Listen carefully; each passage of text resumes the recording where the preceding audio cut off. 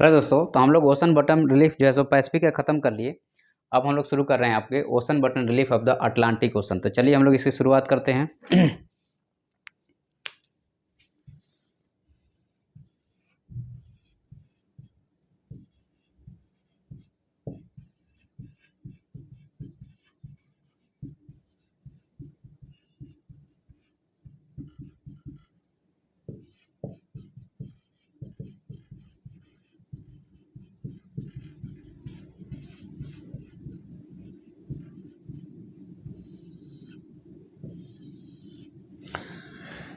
तो अब हम लोग यहाँ पे अटलांटिक ओशन का ओशन बॉटम रिलीफ को देखने जा रहे हैं। चलिए हम लोग इसकी शुरुआत कर रहे हैं। अगर हम बात करें आपका तो जो आपका अटलांटिक ओशन है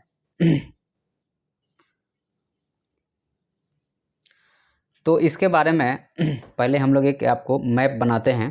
पहले एक हम लोग आपको पता है कि पहले एक जगह को घेरिए।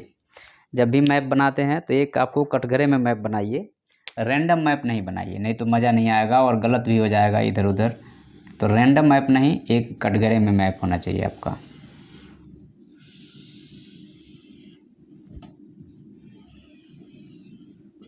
ठीक है। कॉपी पे जब भी मेंशन से राइटिंग कर रहे हैं तो वहाँ पे भी जब भी मैप बना रहे हैं तो आप एक जैसो कटघरे में घेर के और मैप बनाइए। ये थोड़ा हम और बड़ा ले सकते हैं, हमारे पास इधर जगह है।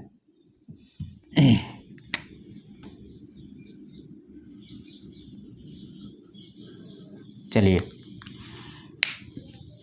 शुरू करते हैं हम लोग। तो आपको पहले हम लोग थोड़ा सा यहाँ पे बात कर लेते हैं आपका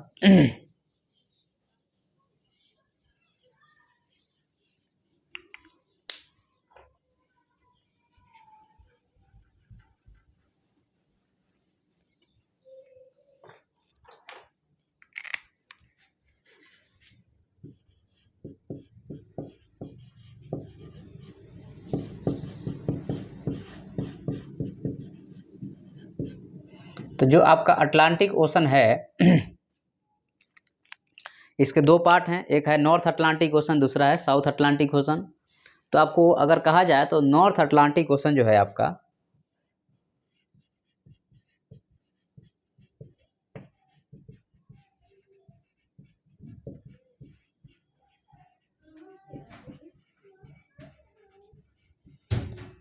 तो 180 मिलियन ईयर्स एगो यह जो है सो ओपन होना शुरू हुआ नॉर्थ अटलांटिक ओशन। और इसके पहले आपको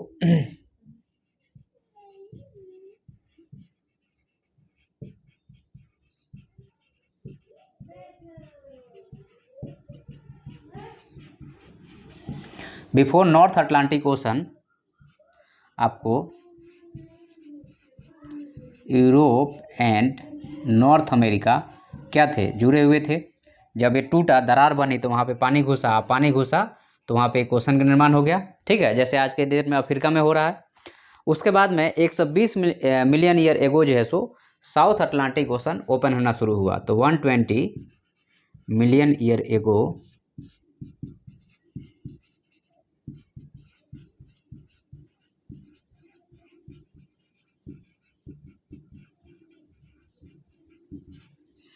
start open south Atlantic ocean. तो 120 मिलियन ईयर एगो जो है आपको साउथ अटलांटिक ओशन ओपन होना शुरू हुआ। ठीक है। अब यहाँ पे चूंकि कहा जाता है कि प्रूफ की बात करें कि प्रूफ क्या है कि जो है सो दोनों एक साथ थे। तो आपको वेगनर का जो है सो जिग्सो फिट है। ठीक है। और उसके बाद में जो है सो आपका वेगनर का आपको जिग्सो फिट हो गया, जिसमें जो है सो आपको साउथ अमेरिका और अफ्रीका को यह जोड़ता है।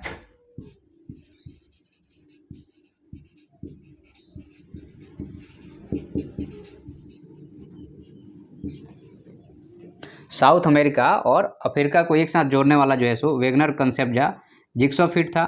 उसके बाद में मैकिंडर की जो थ्योरी थी वह थी आपको मैकिंडर जैसे एक तरह से कहा जाए तो एक पॉलिटिकल साइंटिस्ट थे। आपको हृदय स्थल सिद्धांत कहा जाता है इसको।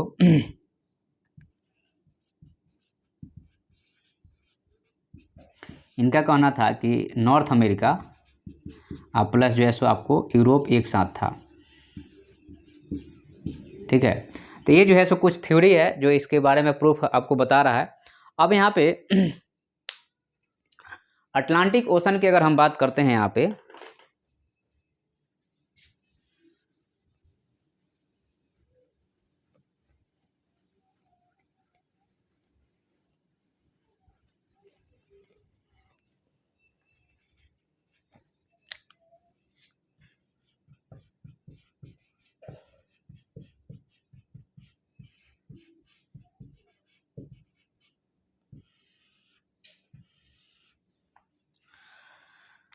तो जो आपका अटलांटिक ओशन की अगर हम बात करें यहाँ पे, तो आपको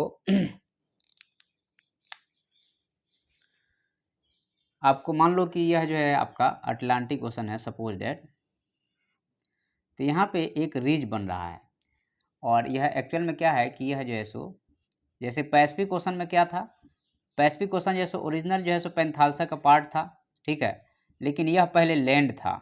याद रखिए कि पहले यह लैंड था, टूटा और बीच में पानी घुसा, जैसे रेड सी में हो रहा है वैसे यहाँ पे हो रहा है। तो यहाँ पे मान लो कि यह अटलांटिक ओशन हो गया,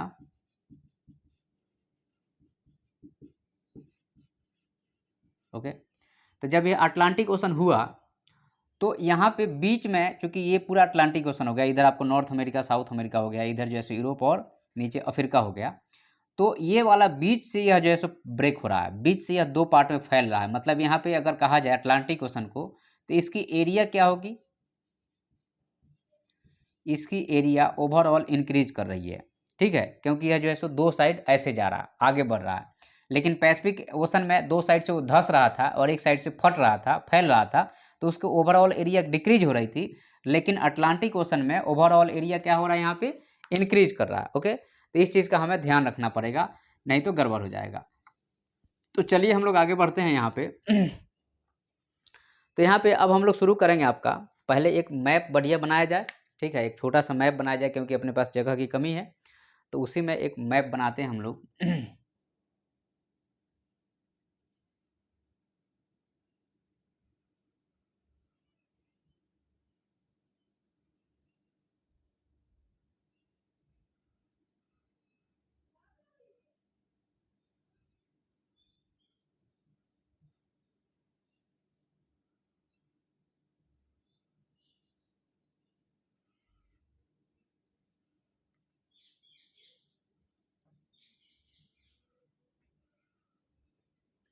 ठीक है,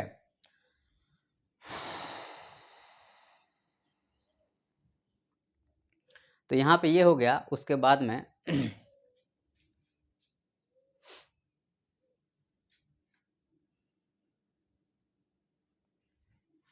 तो ये आपका नॉर्थ अमेरिका हो गया, और नीचे आपका साउथ अमेरिका हो गया। साउथ अमेरिका थोड़ा छोटा बना है, इसको थोड़ा बड़ा बनाना पड़ेगा अपने को,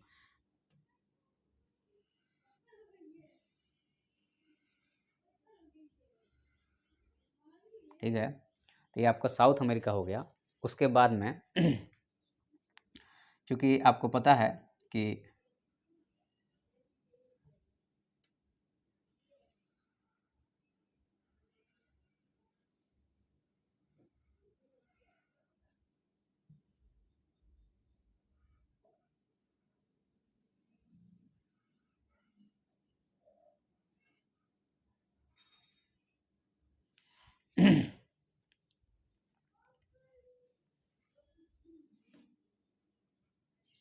इसको थोड़ा और ज़्यादा स्पेसियस दे के बनाना पड़ेगा, क्योंकि अपने को तो बहुत सारा चीज़ लिखना है, और लिखना है और स्पेस नहीं देंगे तो फिर दिक्कत हो जाएगा। तो और हमें किनारे से बनाना पड़ेगा इसको।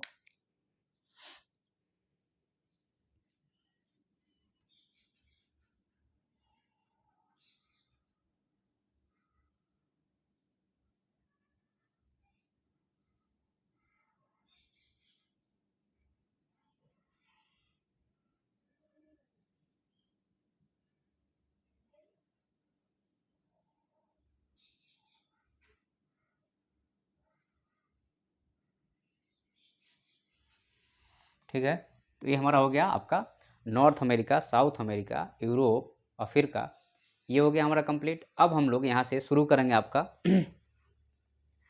तो मोहन रिज से आपका सबसे पहले हम लोग शुरू करेंगे, ठीक है।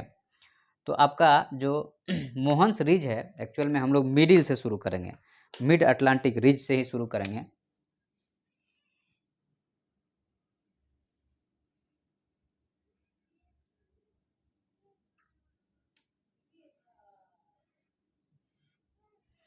ठीक है। तो सबसे पहले जो मोहन रीज आएगा,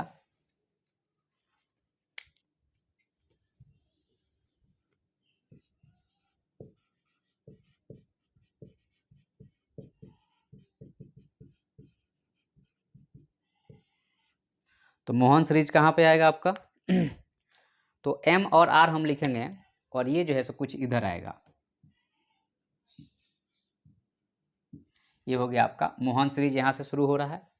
मोहन सीरीज के बाद में आपको यहाँ पे एक्चुअल में यह जो है सो आपको एक्सटेंशन हो जाता अटलांटिक का ही है, अटलांटिक का है आपको।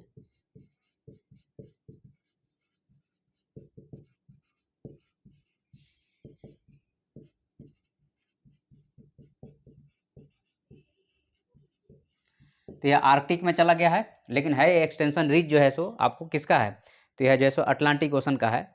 और एक तरह से कहा जाए तो extension of the mid Atlantic ocean, तो मिड अटलांटिक ओशन का एक्सटेंशन है जो कि उधर चला गया, MR हो गया। MR के बाद में नेक्स्ट जो हमारा आएगा वह आएगा आपको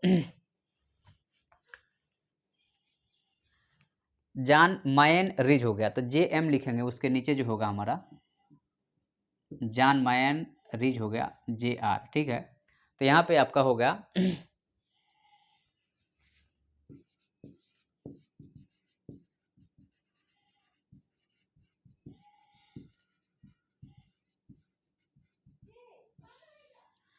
तो जो आपका जान मायन रिज है एक्चुअल में आपका इसका शेप देखिएगा,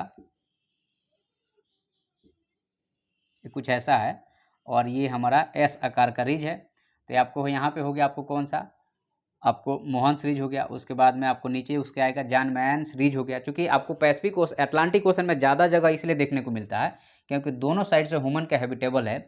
और यहाँ पे चूँकि ऑस्ट्रेलिया सॉरी नॉर्थ अमेरिका और साथ में ये वाले जो है सो एक दूसरे से करीबी हैं और इसको बहुत ज़्यादा एक्सप्लोर किया गया है, जबकि साउथ पैसिफिक को उतना एक्सप्लोर नहीं किया गया है जितना कि इसको किया गया, इसको ज़्यादा एक्सप्लोर किया गया। तो इसलिए जैसे इसमें ज़्यादा प्लेसेस आपको पढ़ने पड़ेंगे, ठीक है। तो यह भी जो है सो आपको मिड अटलांटिक रिज, आपको मिड अटलांटिक रिज का पार्ट है, ठीक है, और एक्सटेंशन है। और यहाँ पे वॉल्केनिक एक्टिविटी हो रही है, ठीक है। तो ये जो है सो आपको ये रिज हो गया। उसके बाद में इसके बाजू में आपका हो गया आइसलैंड। तो आपको यहाँ पे जो कंट्री दिखेगा ये जो है, हमने अब इसको छोटा बना दिया था, एक्चुअल में ये कंट्री कुछ बड़ा बना दीजिए। ये हो गया आपका आइसलैंड।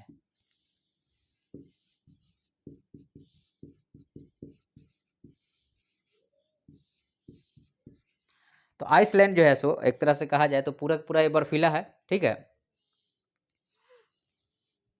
यहाँ पे आपको लैंड पे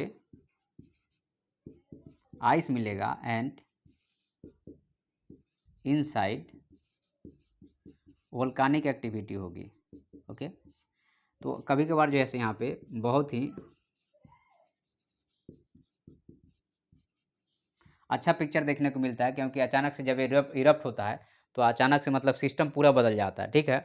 तो एक तरह से कहा जाए तो, और आइसलैंड कैसे बना होगा, चूँकि यह वॉल्केनिक एक्टिविटी हो रही है तो जाहिर सी बात है कि यह बेसाल्ट रॉक का बना होगा, तो यह बेसाल्टिक रॉक होगा। आप लोग लैंग्वेज का टेंशन नहीं लो, आप इसमें जो है सो जियोमॉर्फोलॉजी वाली कंसेप्ट लगा करके आप लिख सकते हो कि इसका फॉर्मेशन कैसे हुआ वगैरह वगैरह। और इरप्शन होगा वो फिशर इरप्शन होगा। देखो सेंट्रल इरप्शन जो होता है आपका, यहाँ से ये निकल रहा सेंटर से, और फिशर का मतलब ये दो प्लेट अलग जाएंगे और धीरे धीरे यहाँ से पोर होगा, यहाँ से पोर होगा, तो इसको हम लोग बोलते हैं कि फिशर इरप्शन हो रहा है, ठीक है। उसके बाद में हम लोग आएंगे अब आपको आपको यहाँ पे हो गया कि आपको रेकाजेंस रिज, ठीक है। रेकाजेंस रिज के बारे में अब हम लोग नीचे उसके जस्ट नीचे आएगा रेकाजेंस रिज, तो उसके बारे में हम लोग पढ़ेंगे। ये नाम ही इम्पोर्टेंट है, यही आपको मैप में भी बनाना पड़ेगा, ठीक है। तो हम लोग यहाँ पे RR लिख देते हैं। तो रेकाजेंस रिज हो गया।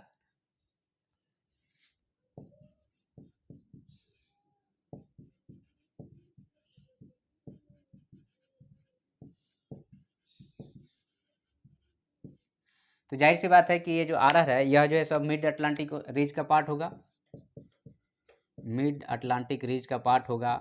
फिशर इरप्शन होगा,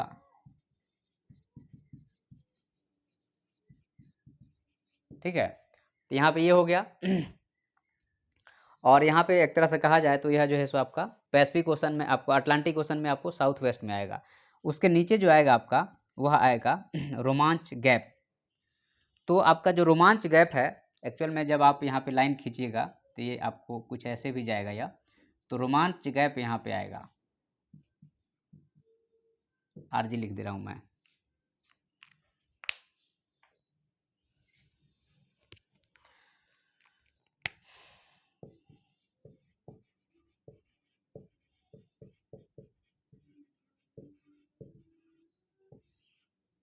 यह क्या होता है रोमांच गैप?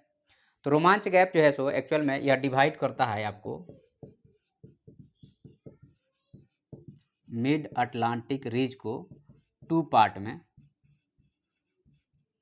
और ये कहाँ से डिवाइड कर रहा? फ्रॉम इक्वेटर से।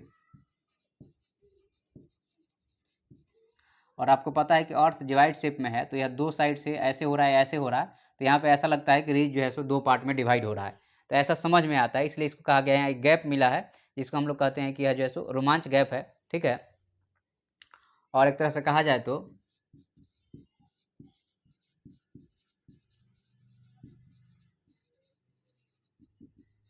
अर्थ के डिवाइड शेप होने के कारण ऐसा हो सकता है, इट में भी पॉसिबल। ओके, रोमांच गैप से अब हम लोग नीचे आएंगे तो नीचे हमारा क्या मिलेगा इसके बाद में? रोमांच गैप के बाद में आपको स्पाइस सी माउंट मिलेगा। ठीक है। तो आपको यह जो होगा आपको स्पाइस सी माउंट की अगर हम बात करेंगे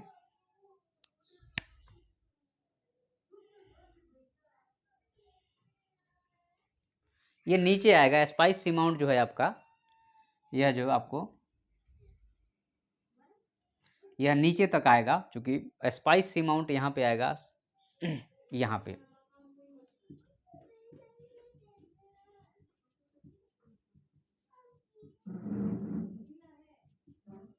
यह जो होगा spice C mount.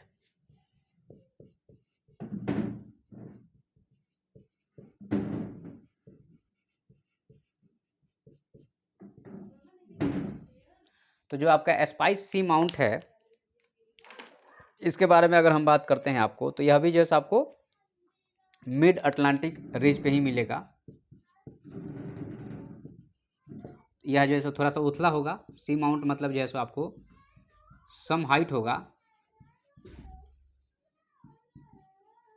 From basin से, और इसकी गहराई बहुत ज़्यादा नहीं होगी। तो गहराई को हम लोग ऐसे दिखाते हैं, तो गहराई जो होगा इसका 560 मीटर के समथिंग होगा। ठीक है। तो आपको यहाँ पे गहराई जो होगा 560 मीटर होगा।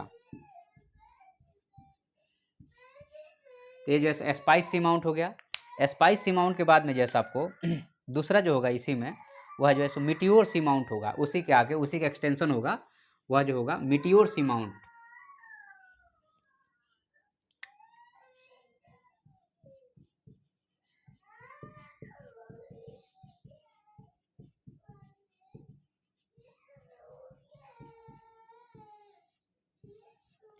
ये जो है आपको यहाँ पे मिलेगा।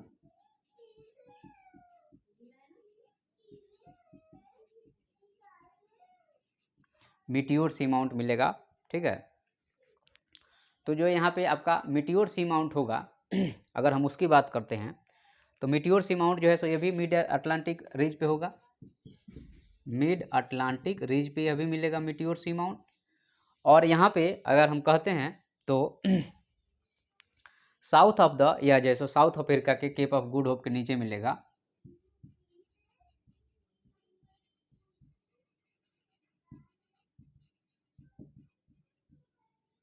ठीक है। और यह भी जो है सो आपको वॉल्केनिक एक्टिविटी से बना होगा,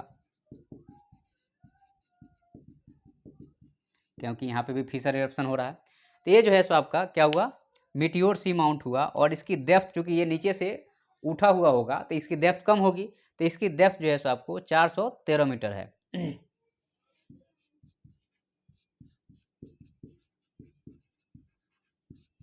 तो ये हो गया आपको मिटियोर सी माउंट हो गया, स्पाइस सी माउंट हो गया, उसके बाद में जो है सो रोमांच गैप हो गया, आरआर हो गया, जेआर हो गया और एमआर हो गया। ये हमारा हो गया क्या? तो हमारा हो गया मिड अटलांटिक रीज। ठीक है।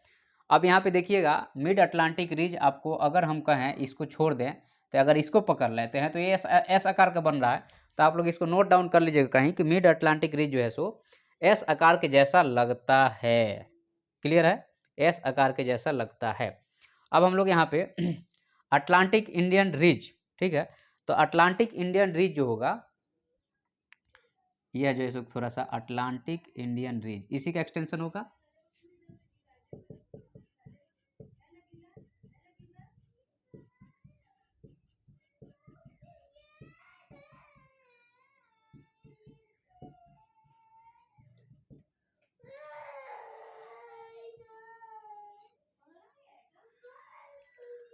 तो जो आपका अटलांटिक इंडियन रीज के बारे में अगर हम बात करते हैं यहाँ पे, तो यह जो है आपको मिड अटलांटिक रीज पे होगा।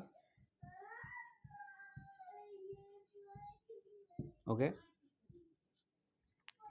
यह MAR पे होगा। और एक तरह से कहा जाए एक्सटेंशन ऑफ द MAR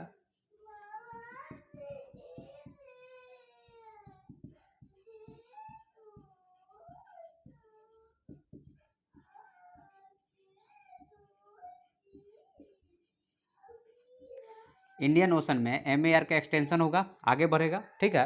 तो यह जो है आपको अटलांटिक इंडियन रीज जो है सो extension of the mid Atlantic ocean का होगा, और यह जो है MAR हो गया। और यहाँ पे आपको पता है कि हम लोग क्या करते हैं, अटलांटिक और इंडियन ओशन को जो है सो 20 डिग्री ईस्ट लॉन्गिट्यूड के सारे डिवाइड करते हैं।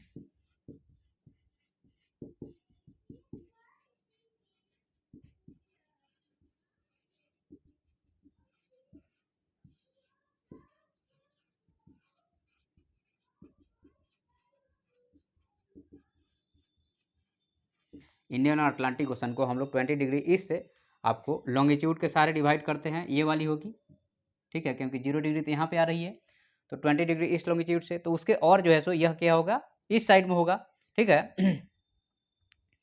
अब यहाँ पे लास्ट है आपका अगुल्हास बेसिन। तो यहाँ पे आपका ये रिज हो गया, और यहाँ पे इसके बीच में जो खाली जगह है इसमें पानी भर गया, धंसा हुआ है, तो अगुल्हास बेसिन, ठीक है।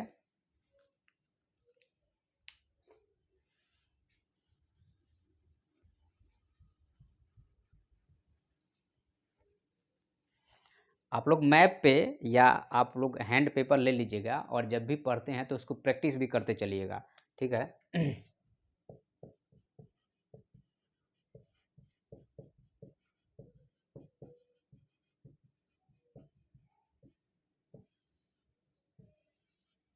ये हो गया आपका अगुल्हास बेसिन। तो अगुल्हास बेसिन क्या है, बिटवीन आपको साउथ अफ्रीका और जो है सो मिड अटलांटिक रीज के बीच में,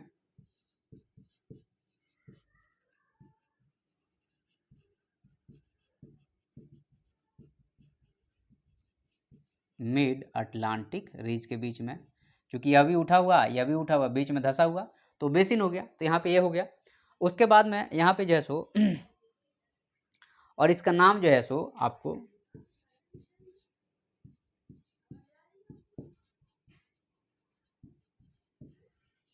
केप अगुल्हास के नाम पे पड़ा है, ठीक है। तो हम लोगों ने मिड अटलांटिक रीज को पूरा कवर किया कि आपको मोहन्स रीज हो गया, उसके बाद जन्मे रीज हो गया, उसके बाद में आइसलैंड हो गया, उसके बाद में रेजिक जेंस रीज हो गया, स्पाइस सी माउंट हो गया, मेटियोर सी माउंट हो गया, अटलांटिक रीज हो गया, और ग्लास बेसिन हो गया। अब हम लोग मूव करेंगे आपका अफ्रीका कॉन्टिनेंट से, मतलब अब हम लोग थोड़ा सा ऐसे चलेंगे, ऊपर चलेंगे उल्टा, ठीक है, और देखेंगे कि क्या क्या चीज़ हमें यहाँ पे मिलता है। तो ये जो है सो ये 3 टॉपिक है, बहुत आसान है मतलब, लेकिन इसमें थोड़ा सा कंटेंट ज़्यादा है, क्योंकि बहुत सारे जगह के नाम हमें याद रखने पड़ते हैं, तो थोड़ा सा कंटेंट ज़्यादा है तो बच्चे घबरा जाते हैं। घबराना नहीं है, थोड़ा सा कंटेंट आपको 1-2 बार 3 बार करेंगे तो अपने आप याद हो जाएगा, तो इसमें बहुत ज़्यादा दिमाग नहीं लगाना है। तो हमारा सबसे पहला होगा यहाँ पे यहाँ पे होगा केप राइज, CR,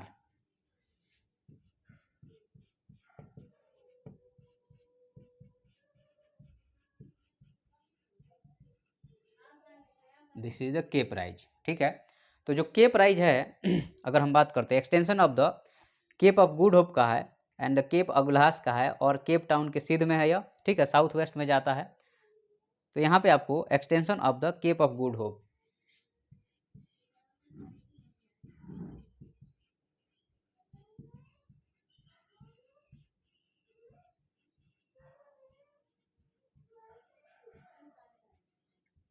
तो केप ऑफ गुड होप का ही एक्सटेंशन है यह। और यह जो है सो आपको साउथ और ईस्ट, मतलब कि अगर हम यहाँ से लेंगे तो 0 डिग्री के आसपास अगर इधर आएगा तो ये इधर ही आएगा, तो साउथ वेस्ट में आएगा, ठीक है।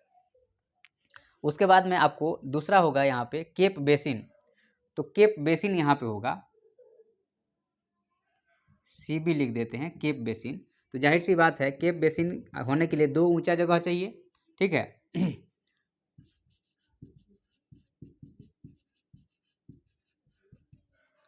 तो जो आपका यहाँ पे केप बेसिन है, ये धंसा हुआ भाग हो गया। तो धंसा हुआ भाग के पहले उठा हुआ भाग भी तो चाहिए आपको यहाँ पे। तो यहाँ पे आपको आपको वेल्विस रिज मिलता है, यहाँ पे एक वेल्विस रिज मिलता है यहाँ पे, WR लिख देते हैं हम लोग। तो वेल्विस रिज और CR के बीच में जैसे आपको यहाँ पे केप बेसिन मिलेगा। और केप बेसिन जैसो केप राइज के नॉर्थ में होगा, तो जाहिर सी बात है केप राइज के नॉर्थ में ही होगा।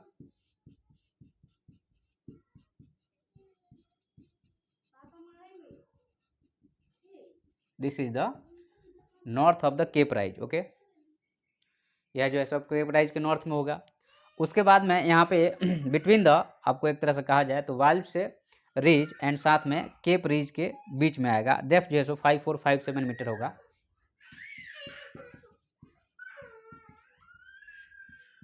ठीक है। और यह जो है सो दोनों के किसके बीच में आएगा यह, तो वेल्विज रिज और साथ में केप रिज के बीच में, ठीक है।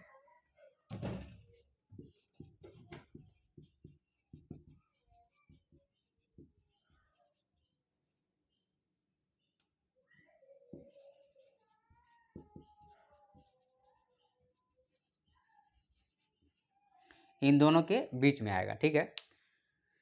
WR हो गया हमारा। उसके बाद हम लोग आगे बढ़ेंगे और हमारा हो गया अंगुला बेसिन हो गया, सॉरी केप बेसिन हो गया, केप राइज हो गया, हमारे पास में हो गया केप बेसिन हो गया, केप राइज हो गया। उसके बाद में आपका दूसरा है आपका गिनी राइज।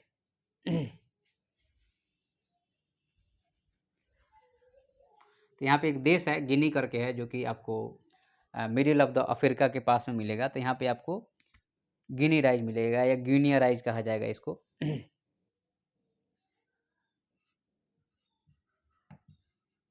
यहाँ पे मिलेगा आपको गिनी राइज या गिनिया राइज होगा, ठीक है। तो यहाँ पे गिनी के खाड़ी के पास में है, ठीक है। तो यहाँ पे इसको ध्यान रखिएगा कि यह गिनी के खाड़ी के पास में है। नेक्स्ट हम लोग अब यहाँ पे बात करेंगे आपका तो इसके बाद में हमें जो दूसरा मिलेगा पार्ट, वह मिलेगा आपका यहाँ पे, वह आपको Sierra Leone basin.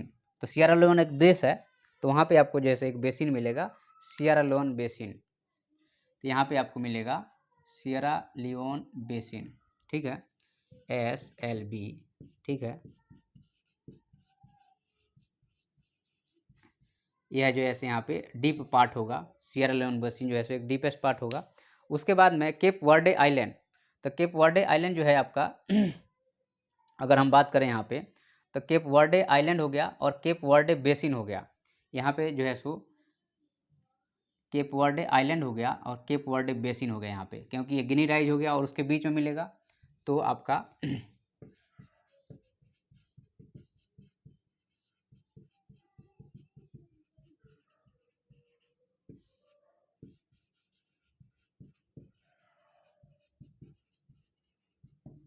Cape Verde island और केप वर्डे बेसिन हो गया। तो यहाँ पे आपको जहाँ पे भी बेसिन आएगा 2 ऊंचाई वाले जगह के बीच में ही आएगा, इस चीज़ को हमें हमेशा ध्यान रखना है। तो यहाँ पे आपको केप वर्डे आइलैंड के नाम पर केप वर्डे बेसिन का नाम पड़ा है। और बेसिन की गहराई जो होगी यहाँ पे यह होगी 7000 के समथिंग होगी। तो 7292 मीटर होगी, 7292 मीटर होगी। तो इस चीज़ का हमें ध्यान रखना है। केप वर्डे आइलैंड हो गया, केप वर्डे बेसिन हो गया।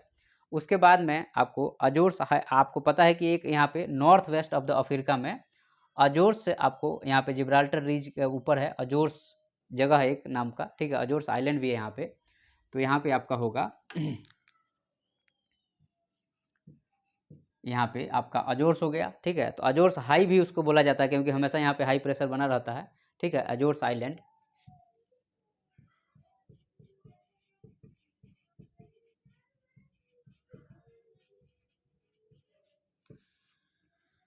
तो अजोर आइलैंड्स हो गए यहाँ पे, और अजोर आइलैंड हो गया। उसके बाद में यहाँ पे एक रिज है, तो यहाँ पे एक अजोर्स आपको जिब्राल्टर के बीच में, चूँकि यह जो आएगा आपका जिब्राल्टर रिज हो गया, अजोर्स के नीचे जो होगा यहाँ पे एक जिब्राल्टर रिज भी है।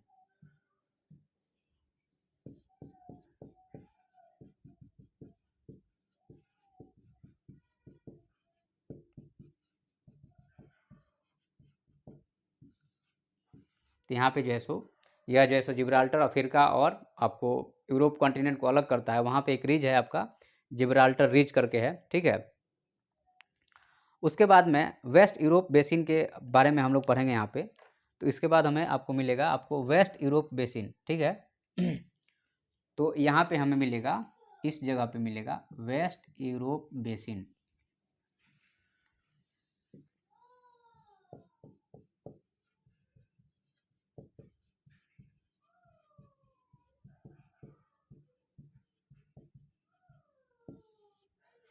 वेस्ट यूरोप बेसिन हो गया।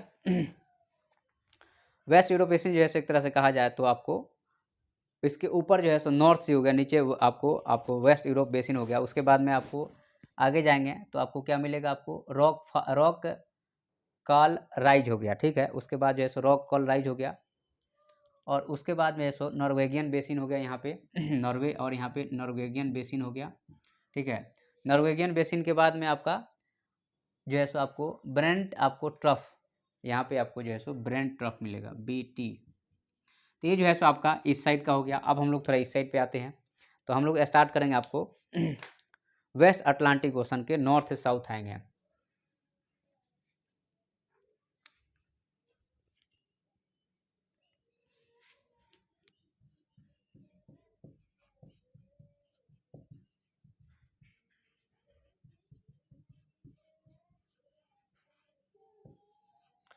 तो वेस्ट अटलांटिक ओशन की अगर हम बात करेंगे तो ग्रीनलैंड आइसलैंड हो गया, ग्रीनलैंड आइसलैंड राइज हो गया। ग्रीनलैंड आइसलैंड राइज के बीच में यहाँ पे जैसो आपको ग्रीनलैंड आइसलैंड राइज हो गया,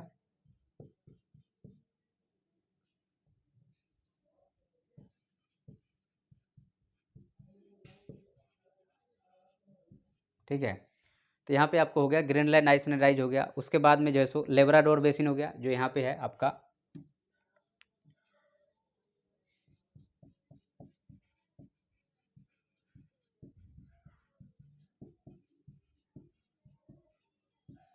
तो यहाँ आपको जो है सो लेब्राडोर सी हो गया, यहाँ पे लेब्राडोर की जो है सो यहाँ पे बेसिन हो गया, ठीक है। लेब्राडोर बेसिन हो गया। तो कनाडा ऑफ द, या जैसे कनाडा लैंड में आता है यहाँ पे, यह कनाडा के साइड में आता है,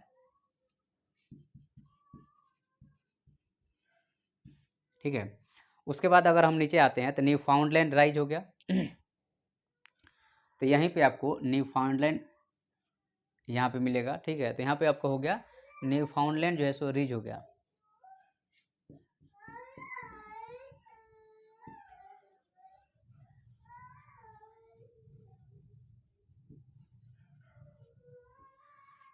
तो यहाँ पे आ गया आपको न्यू फाउंडलैंड रिज हो गया। उसके बाद में आगे हम बढ़ते हैं यहाँ पे तो आपको एक तरह से कहा जाए तो grand bank of the end the George bank के बीच में फोटो, यहाँ पे एक्चुअल में क्या है कि जू प्लैंकटन अच्छा मिलता है, और फिशिंग एक्टिविटी भी यहाँ पे अच्छी होती है, ठीक है। फोटो बोलते हैं कि एक तरह से फाइटो एंड जू प्लैंकटन मिलते हैं, और एक तरह से कहा जाए तो यहाँ पे गुड फिशिंग ग्राउंड है।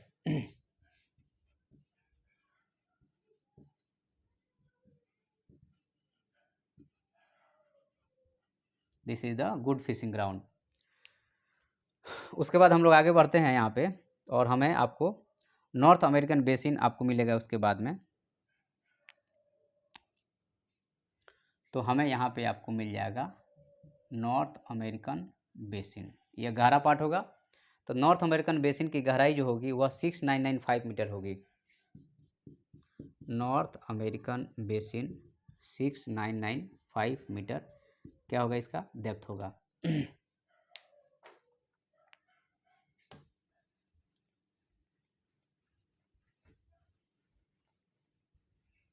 थोड़ा सा डिटेल आपको गूगल करना पड़ेगा और उसको मेंशन करना पड़ेगा, क्योंकि बहुत सारी चीज़ें हैं।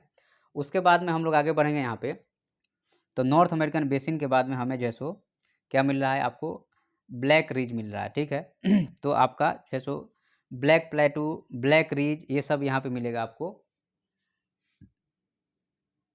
ठीक है। यहाँ पे एक ब्लैक प्लेटू मिलेगा,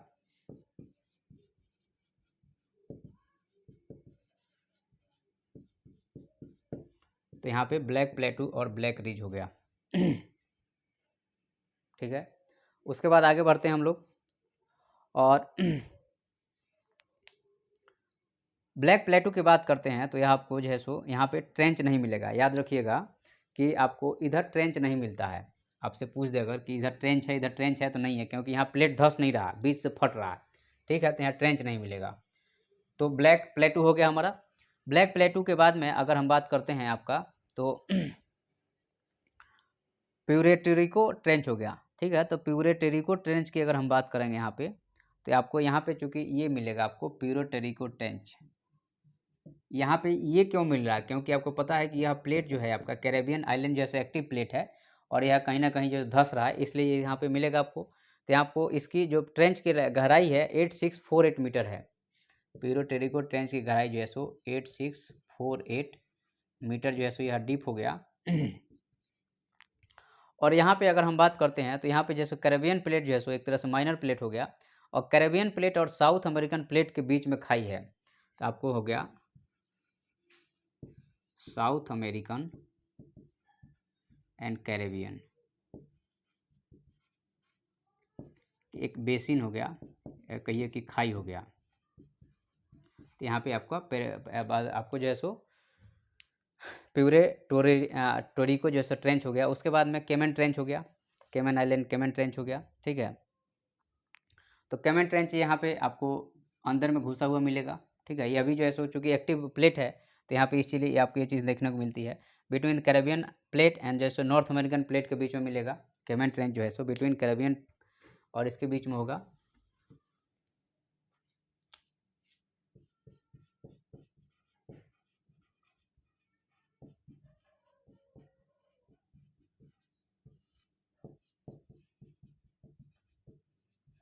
नॉर्थ अमेरिका और जो है सो आपका यहाँ पे और कैरेबियन प्लेट के बीच में।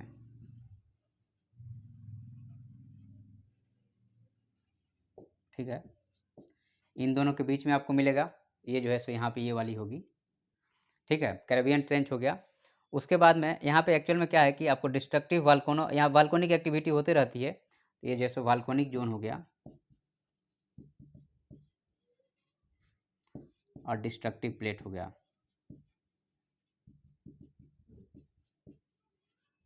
ठीक है, तो हमारा केमन ट्रेंच हो गया। केमन ट्रेंच के नीचे अगर हम आते हैं तो हमें मिलेगा Brazil basin, east of the Brazil में है यह। तो हमारा हो गया यहाँ पे ब्राज़ील बेसिन।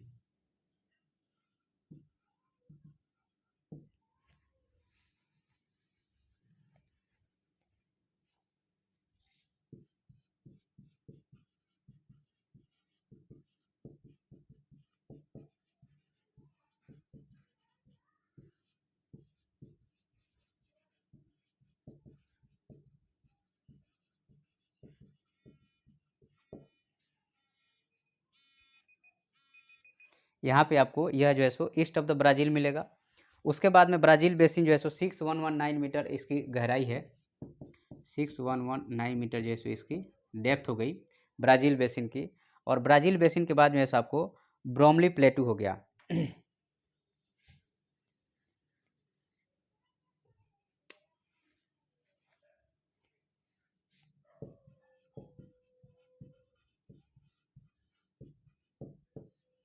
तो ब्राज़ील बेसिन के अब नीचे आइएगा तो आपको ब्रोमली प्लेटू मिल जाएगा। यहाँ पे